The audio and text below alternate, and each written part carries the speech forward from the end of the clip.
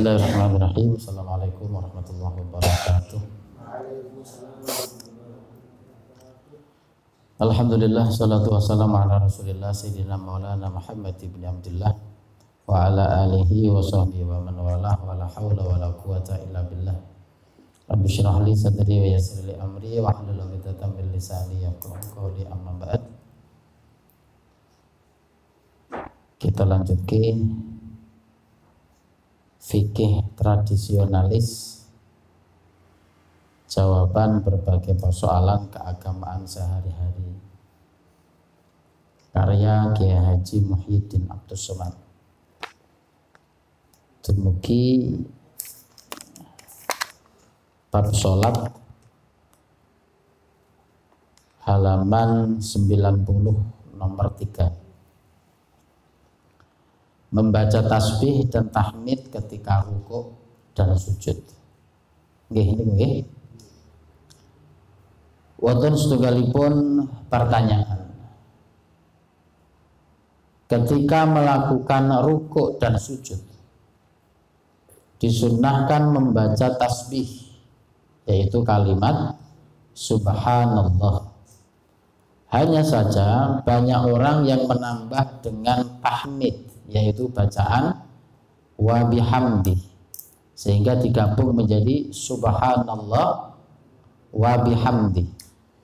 Bagaimana hukum menambah bacaan tahmid tersebut? Niki ngebai panjenengan belum praktek sholat, karena ketika kula jenengan sudah praktek sholat, yang kita baca memang ya ini subhanallah wa bihamdi. Hanya nak rukuk subhanallah subhana rabbiyal azim wa bihamdi. Nak sujud subhana rabbiyal a'la wa bihamdi. Niki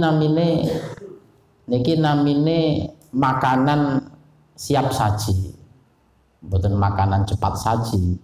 Ning makanan sudah siap saji, tinggal nyantap gitu, tinggal memakan. Proses pembuatan wis sing penting kita percaya kepada kokinya, kepada ahlinya, ahli masak.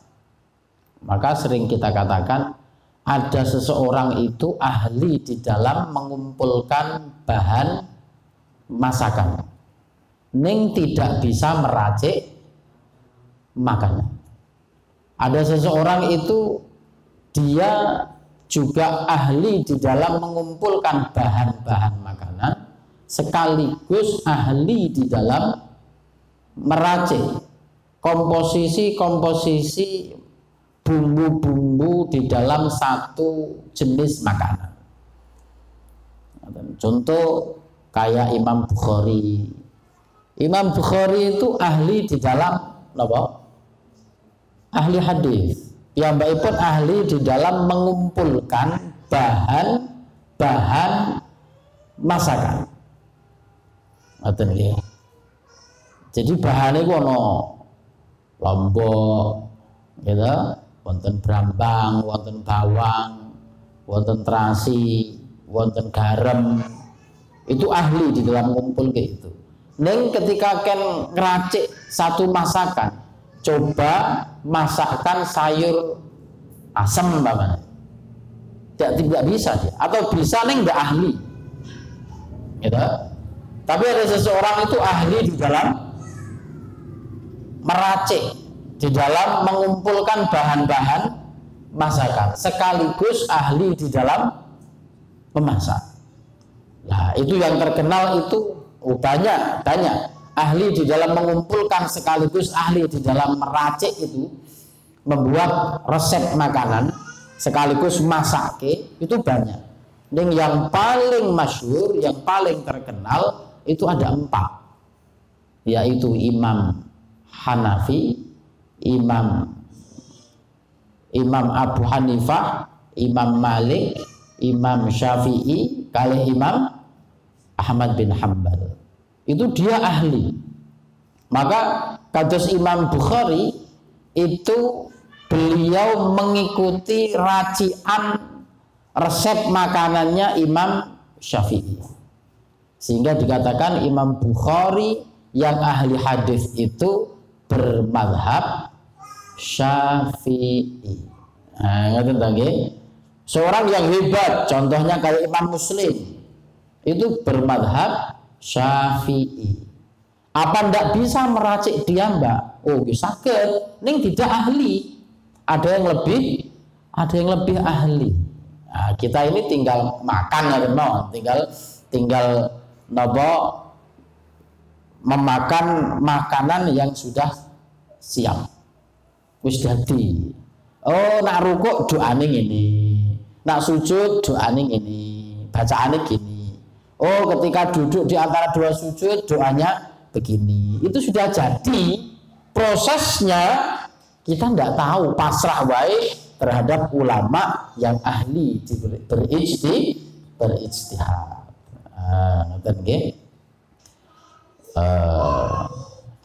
Sebab ada satu ungkapan benar, ning bahaya. Kembali kepada Quran, kembali kepada hadis, itu ucapan benar. Ning itu bahaya, berpotensi diplesetke, dimanipulasi karepe. Kalimatul haq urida bihal batil namanya. Ungkapan benar, hak, ning itu dimaksudkan sesuatu yang batal, yang tidak benar. Contohnya apa?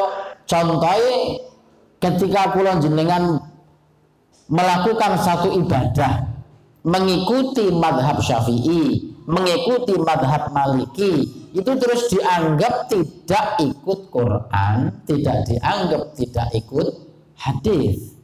Padahal nikulah cara untuk memahami ikut Al-Quran, ikut hadis menurut pemahaman Imam Abu Hanifah, menurut pemahaman Imam Syafi'i, menurut pemahaman Imam Malik, menurut pemahaman Imam Ahmad bin Hanbal.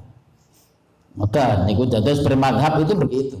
Dan ahlu sunnah wal jamaah itu salah satu cirinya adalah melakukan satu ibadah, bab ubudiyah, bab fikih, bab syariat atau yang lain itu mengikuti ulama yang kompeten, yaitu mengikuti ulama yang ahli yang dikatakan sebagai madhab, imam-imam madhab niku. Jadi wonten ungkapan sing mengkhawatirkan, nggih, ucapan yang mengkhawatirkan. Ucapan apa wau? Ucapan yuk kembali kepada Quran, kepada hadis. Ngeten nggih. Maka terus ono kucikan-kucikan itu. Kok kembali kepada hadis? Mungkin jenengan yang dulu pernah kesana kemari, sekarang terus balik ke Quran hadis. Kalau kita ndak kok, tetap Quran, tetap hadis. Kok kon kembali wong mulo-mulo nang omah kok. Lho ngoten nggih. Jadi kucikan-kucikannya semacam itu. Bapak sedherek-sedherek kang kula hormati, ungkapan-ungkapan yang semacam ini perlu kula jenengan sedaya ketahui sekaligus diantisipasi. Ada seorang ulama yang mengibaratkan bahwa bermadhab itu tinggal pakai ilir, ngetes ilir, napa? Kipas terbuat dari bambu yang dianyam, bambu diirati atau dianyam. Nah itu sudah jadi.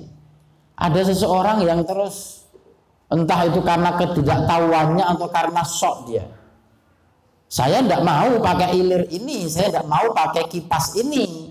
Nah terus saya mau langsung kepada pokoknya, ya, langsung kepada pusatnya. Lah pokok dari ilir itu asalnya dari mana? Songko barungan pring, songko dapuran pring, yaitu bambu-bambu yang terhimpun jadi satu ting mriku. Lah kalau ndak ahlinya itu medeni uang ting mriku niku. Ayo kembali. Langsung dia sumuan sudah gerah, itu sudah panasan. Tinggal di sini wong tinggal pakai sudah ada kipas. Terus dia ndak mau. Terus akhirnya langsung dia mencari ke asalnya, yaitu ngerti teng mriku wonten pring okah ya. Wah, lagi terus piye? Lonjoran pring sakmono okahe sakmono dawane ngethoke wae wis mumet. Lho kira apa? Kalau ndak tahu caranya memotong bambu, udah gampang itu negorwit bambu ini. Gitu. Ketika sudah ambruk, bagaimana cara nyigare, membelahnya? Ndak gampang juga. Ketika sudah dibelah, ndak gampang juga untuk dihaluskan, diirati, nopo malih makin nganyam. Wah, berat itu. Maka sudah kecapean buat ndak bisa, sumuk gerah panas masih tetap dirasa. Lho kira apa? Lah kula jenengan ndak. Karena kita percaya bahwa ilir ini asalnya juga dari bambu itu. Sehingga ilir tinggal kita pakai. Kita tidak tahu proses cara pembuatannya. Yang penting sudah bermanfaat, bisa dipakai. Ilir apa? Ilir Hanafi, ilir Maliki, ilir Syafi'i, ilir Hambali. Paham ya? Lah, sama seperti ini yang kita bahas di dalam membaca tasbih dan tahmid ketika rukuk dan sujud. Menika subhanallah plus tasbih, tasbih subhanallah plus tahmid, yaitu wabihamdi. Dijawab dalam buku ini, membaca tasbih ketika rukuk dan sujud memang sudah kebiasaan Rasulullah Shallallahu Alaihi Wasallam dalam sholat. Banyak hadis beliau yang menerangkan tentang hal tersebut. Antara lain hadis yang diriwayatkan dari Sayyidah Aisyah radhiyallahu anha. Ngertos Sayyidah Aisyah? Cinta? Istri dari Nabi Muhammad Shallallahu Alaihi Wasallam, putri dari Sayyidina Abu Bakar As-Siddiq. Sehingga Abu Bakar As-Siddiq muridnya Nabi, sahabatnya Nabi, sekaligus menjadi mertuanya Nabi. Ini salah satu metode dakwahnya Nabi, merangkul semua kalangan, itu begitu. Ya, salah satunya merangkul dari sudut keluarga. Sebenarnya sudah dijadikan keluarga itu makin kuat, nih, itu makin kuat. Nabi Muhammad Shallallahu Alaihi Wasallam dimakamkan di rumahnya, di kamarnya Sayyidah Aisyah. Jadi orang ini orang istimewa. Orang ini orang istimewa. Ahlus Sunnah wal Jamaah sangat hormat kepada beliau, hormat sekali. Tapi kalau orang Syiah sangat membenci sekali kepada Siti Aisyah dengan berbagai dalih, gitu, dengan berbagai pemahaman hadis yang melenceng, akhirnya membenci, mengata-ngatai Siti Aisyah. Tapi Ahlus Sunnah wal Jamaah dipakai itu dawuh-dawuhnya Nabi lewat beliau, karena memang orangnya hebat.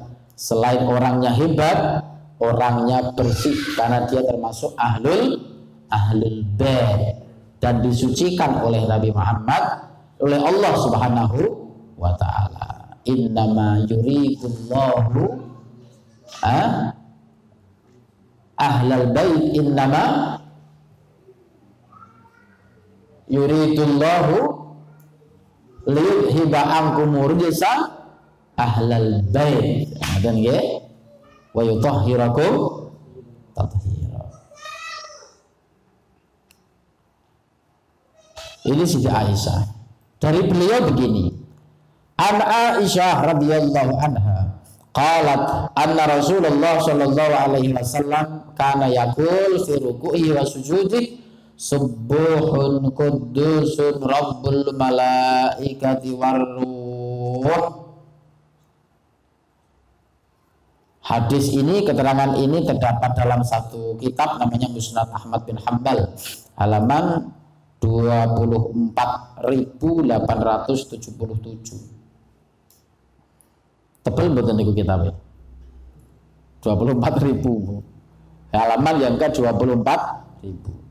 Diriwayatkan dari Aisyah radhiyallahu anha, beliau berkata bahwa Rasulullah sallallahu alaihi wasallam membaca subuhun qudusun rabbul malaikati warruh ketika rukuk dan sujud. Ini Musnad Ahmad bin Hanbal. Oke. Imam Ahmad bin Hanbal. Imam Ahmad itu muridnya Imam Syafi'i. Terkenal dengan satu julukan predikat ulama sejuta hadis. Jenengan hadisnya apal pinten? Sedoso apal pinten? Ulak-walik nggih. Niki sinten? Imam Ahmad bin Hanbal niku 1 juta hadis. 1 juta hadis.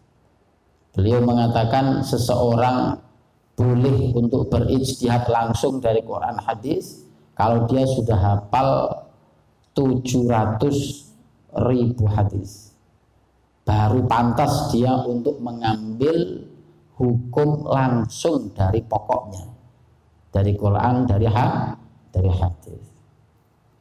Kita ini dapat hadis kadang-kadang punggelan-punggelan dari majalah, dapat dari brosur-brosur itu harus dipakai dalil kesana kemari. Nah, Imam Ahmad bin Hanbal ini masya Allah. Lah Imam Syafi'i ya mestinya lebih dari itu, wong dia gurunya. Sehingga Imam Syafi'i itu terkenal dengan namanya Nasirus Sunnah. Imam Syafi'i terkenal nama memiliki lakop, dilakopi Nasirus Sunnah, penolong sunnah Nabi Muhammad sallallahu alaihi wasallam. Sehingga hebat.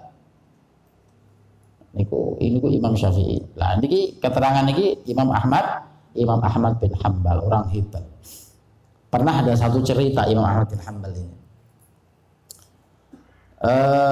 Imam Ahmad bin Hanbal ini tidak tahu, dia itu satu hari pokok dorongan di dalam hatinya sangat kuat untuk dia keluar dari kampungnya dia.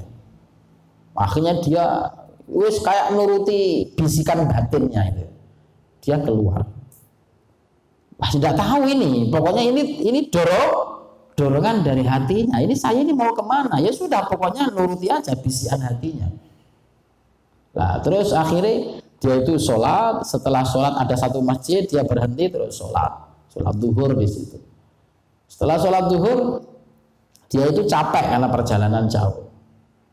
Di tengah dia capek istirahat, dia di teras masjid itu sama marbutnya, sama yang jaga masjid tidak boleh. Ngapunten Pak, cara mriki ngapunten niki badhe pun tutup.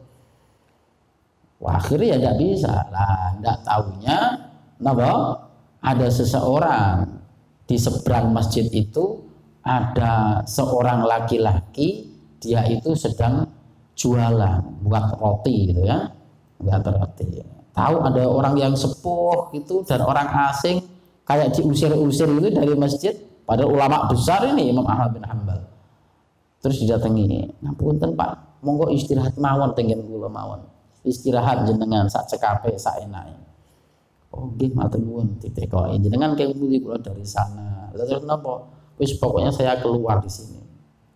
Nah, terus akhirnya terjadi satu pembicaraan, istirahat sambil ada pembicaraan tanya dijawab. Salah satunya Imam siapa ini, orang yang buat adonan roti ini, yang buat roti ini, dia curhat sama Imam Ahmad bin Hanbal.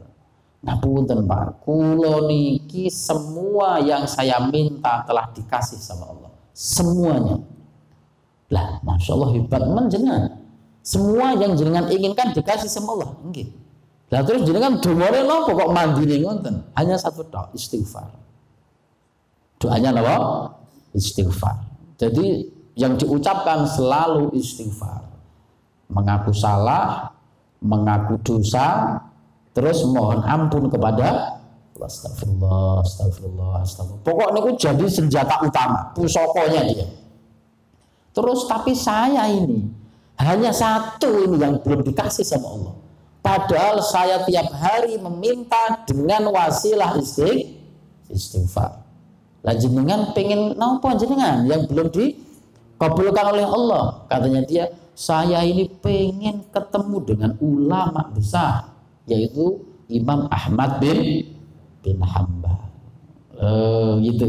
Akhirnya Imam Ahmad bin Hanbal ya nangis di situ. Subhanallah, ini tah Allah memerintahkan lewat ilham dalam hatinya beliau untuk keluar dari kampungnya, untuk berjalan di satu tempat dalam rangka untuk memenuhi keinginan si tukang roti, karena dia memiliki satu pusaka yang hebat yang bernama apa? Istighfar. Maka monggo kula jenengan tiap hari kayak fajar ngono istighfar ping pinten lho kowe. Iso diitung. Dan apa? Ya salate ping pinten kok. Oh, salate ping 5. Nah, salate ping 5 ki maca istighfar ping piro setiap salat le jar. Weh, kok 33? Astaghfirullahaladzim alladzi la ilaha illa huwal hayyul qayyum. Pinten niku? Oh, ping 3 tok, gitu. Terus kali istighfar setelah apa? Ketika mau membaca la ilaha illa astaghfirullahaladzim innallaha ghafurur rahim. Jadi setiap dibar salat ping pinten lele ping 6. Lah nek 6 ping 5 pinten? Ping 30. Ping jadi 30. Ping 30 tak. Di sela-sela salat itu tidak baca istighfar. Apalagi yang tidak punya kebiasaan istighfar setiap habis sholat, malah koyok-koyok blas. Nah, setelah mengetahui kehebatan istighfar kayak begini, monggo kalau jenengan kita amalkan saja. Seseorang yang penjual atau pembuat roti ini semua hajat telah dipenuhi oleh Allah, kecuali satu, bertemu dengan ulama hebat, tapi malah didorong ulama ini yang malah datang. Malah datang. Terus menurut ini hadis ini sujud rukuknya Nabi bacaannya berapa? Subuhun qudusun rabbul malaikati waruh. Dalam hadis lain disebutkan Al-Hudzaifah radhiyallahu anhu annahu shalla ma'an nabi sallallahu alaihi wasallam dzata lailatin fakana yaqulu fi ruku'ihi subhana rabbiyal azim wa fi sujudihi subhana rabbiyal a'la wa ma ata ala ayati rahmatin illa waqafa indaha fas'ala wa ma ata ala ayati adzabin illa ta'awwala. Sunan Ad-Darimi halaman berapa? 1273. Diriwayatkan dari Hudzaifah. Hudzaifah Al-Yamani. Hudzaifah sinten? Al-Yamani. Hudzaifah ini kersane jenengan ngerti. Salah satu periwayat hadis itu sedikit banyak kula jenengan ngerteni lah nggih. Dengan hayatus sahabahnya, kehidupan para sahabat. Hudzaifah Al-Yamani ini terkenal dengan satu lakop namanya Sahibu Sirri Rasul. Jadi dia memiliki atau memegang rahasianya Nabi.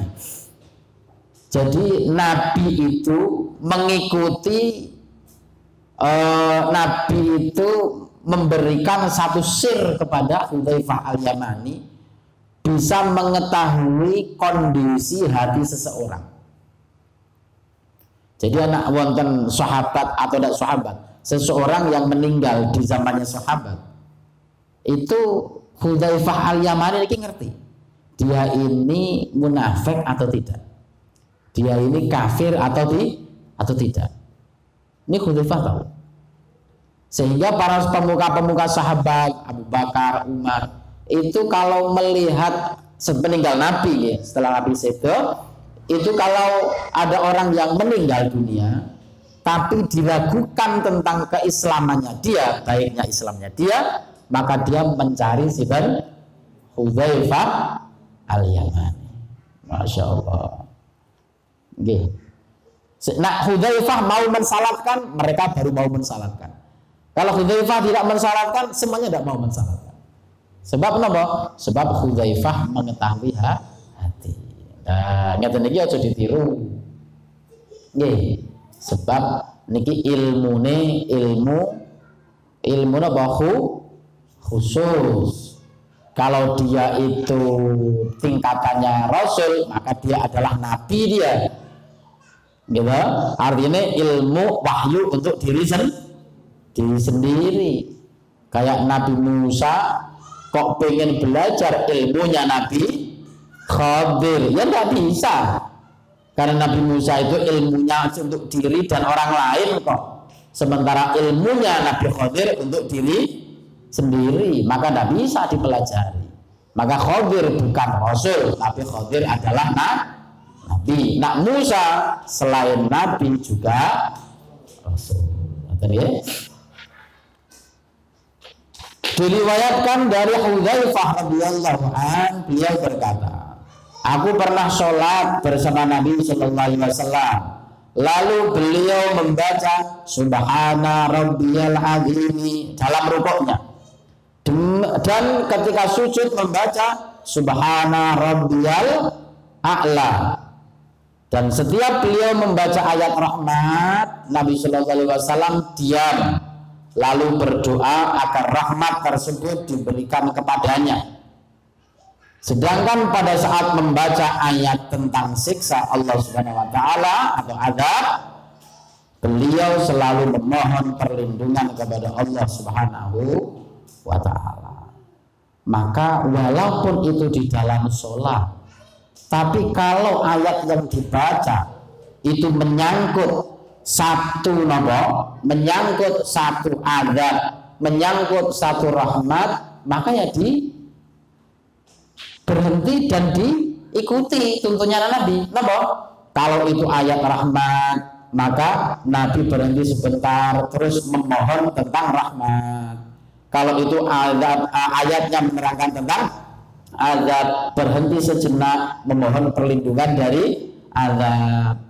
Diteruskan oleh para ulama, kalau itu pertanyaannya dari Allah, dijawab. Nggih, dijawab. Alaihissallahu bi ahkamil hakimin. Dijawab apa Mas? Jawab bala wa ana ala zalika minasyahidin. Tuh, kan ngeten nggih. Tentang menerangkan tentang hisaban yasira.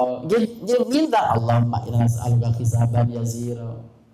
Nggih, menerangkan tentang inna alaina iyabahum wa inna alaina hisabahum, yang berkaitan dengan hisab, yang minta supaya dihisab dengan hisab yang ringan dan seterusnya. Karena Al-Quran itu dialog. Al-Quran itu berbicara dengan Allah. Kalau dipanggil nggih jawab, nak ditekoi nggih jawab. Dan niku Nabi Muhammad SAW. Jadi Kanjeng Nabi menurut hadis ini di dalam Sunan Ad-Darimi diriwayatkan oleh sahabat Hudzaifah al-Yamani, rukuknya Subhana Rabbiyal Azim, sujudnya Subhana Rabbiyal A'la. Kalau yang pertama tadi bagaimana? Aisyah Subuhun Kudusun Rabbul Malaikati Waruh. Mengetos deh, ada redaksi-redaksi yang berbeda-beda. Kedua hadis ini tidak menyebutkan kata wa bihamdi. Betul wonten wa bihamdi. Apakah lalu membaca bihamdi termasuk bid'ah? Karena tidak pernah dilakukan oleh Rasulullah Sallallahu Alaihi Wasallam. Dijawab oleh dalam buku ini tentu saja tidak, sebab dalam hadis lain disebutkan haddatsana Rabi ibn Nafi ibn Uqbah ibn Amir qala lamma nazalat fasabbih bismi rabbikal azim qala Rasulullah sallallahu alaihi wasallam ij'aluha fi ruku'ikum falamma nazalat sabbihisma rabbikal a'la qala ij'aluha fi sujudikum. Wa haddatsana Ahmad ibn Yunus an Uqbah ibn Amir radhiyallahu anhu bimakna qala fakana Rasulullah sallallahu alaihi wasallam idza raka'a qala subhana rabbiyal azim wa bihamdi thalathan wa idza sajada qala subhana rabbiyal a'la wa bihamdi thalathan. Sunan Abi Dawud halaman 736. Jadi hadis-hadis yang muktabar begitu banyak. Nggih. Hadis-hadis yang bisa dipakai sandaran pegangan itu begitu banyak. Jadi tidak mau hadis Bukhari toh, tidak hadis Muslim toh, boten. Nggih wonten hadis salah setunggalipun Sunan Ad-Darimi, Musnad Ahmad bin Hambal, Sunan Abi Dawud. Boten nggih. Abid pun pernah pegang kitabnya Abid. Pegang tok wae dereng apa meneh membaca nggih. Jadi masih jauh. Nah, masih jauh rasa kesusu, rasa tergesa-gesa. Jalani proses, jalani tahapan-tahapan belajar. Ngoten nggih. Rabi' bin Nafi menceritakan kepada kami dari Uqbah bin Amir radhiyallahu an, beliau berkata, ketika turun ayat fasabbih bismi rabbikal azim, bertasbihlah kamu kepada Tuhanmu yang maha agung. Rasulullah SAW lalu bersabda mengomentari itu, jadikanlah bacaan itu dalam setiap rukukmu, azim wa bihamdi. Nggih. Azim fasabbih bismi rabbikal azim. Manakala turun ayat sabbihisma rabbikal a'la, bertasbihlah kepada Tuhanmu yang maha tinggi, Rasulullah SAW kemudian bersabda, kerjakanlah perintah itu dalam setiap sujudmu. Ini artinya al-a'la untuk sujud, al-azim untuk ruku.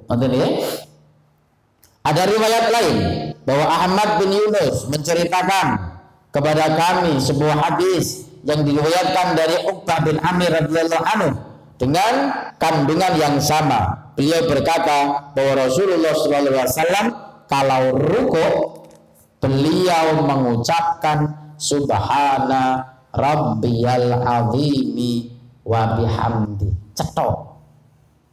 Jelas. Ngoten nggih? 3 kali. Dan jika sujud mengucapkan subhana rabbiyal a'la wa bihamdi. Berapa kali? 3 kali. Keterangan niki wonten ing Sunan Abi Dawud halaman 736. Ngoten nggih?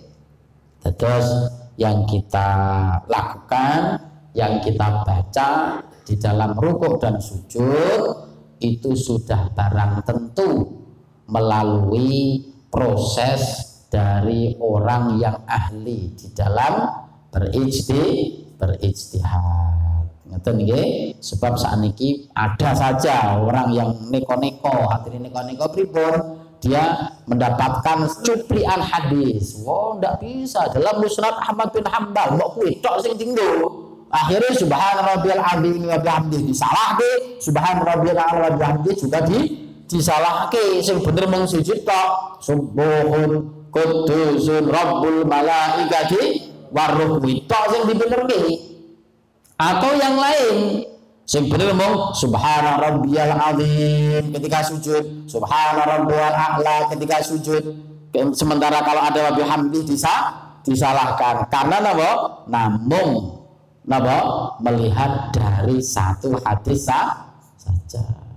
Sebabnya napa? Orang ahli ini kok. Orang ahli ini. Maka ketika boten ahli ini niku akhirnya mengko rasane ra karu-karuan, tabrakan di sana sini, mbok kasinen, mbok kepedesen, ngoten to? Mbok kekecutan kan begitu. Napa sebabnya? Tidak ahli meracik. Napa?